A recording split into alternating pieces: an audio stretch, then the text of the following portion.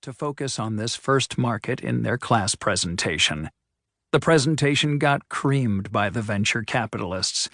As a result, the engineers began to think that Anne might know something of actual value.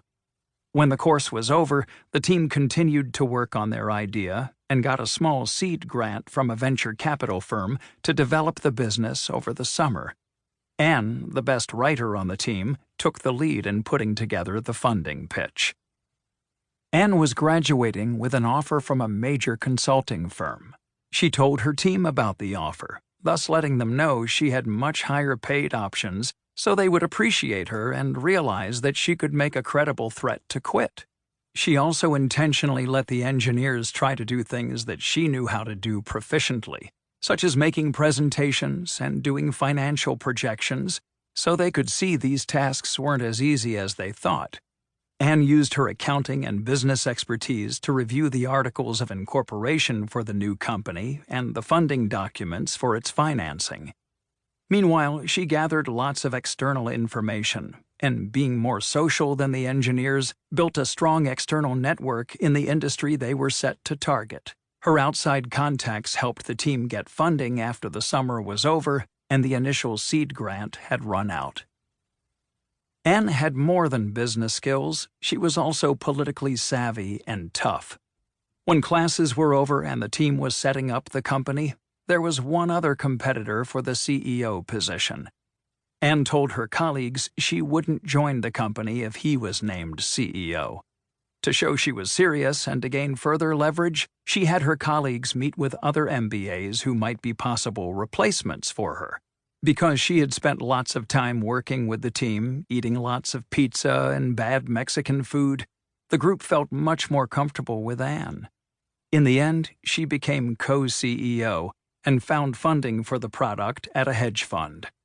Although there is no guarantee the business or product will be successful, Anne achieved her goal of becoming the leader of a promising high-tech startup less than a year after graduating from business school, overcoming some significant initial resistance and deficits in her background along the way. In contrast to Anne, you may have lots of job-relevant talent and interpersonal skills, but nevertheless wind up in a position with little power because you are unwilling or unable to play the power game. Beth graduated from a very high-status undergraduate institution and an equally prestigious business school about 20 years ago.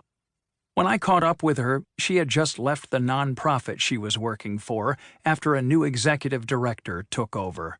The new boss was a friend of several of the nonprofit's board members and had once worked with Beth. He saw her competence as a threat and was willing to pay her a decent severance to get her out of the way. Beth has experienced a nonlinear career after her MBA, punctuated by several spells of unemployment, as well as some periods of great job satisfaction. She has yet to attain a stable leadership position in her chosen field, even though she has held senior jobs in government, on Capitol Hill and in the White House. The issue, as she explained it to me, was her unwillingness to play organizational politics, or at least to do so with the consistent focus and energy and maybe even the relentlessness evidenced in Anne's story. "Jeffrey, it's a tough world out there," Beth said.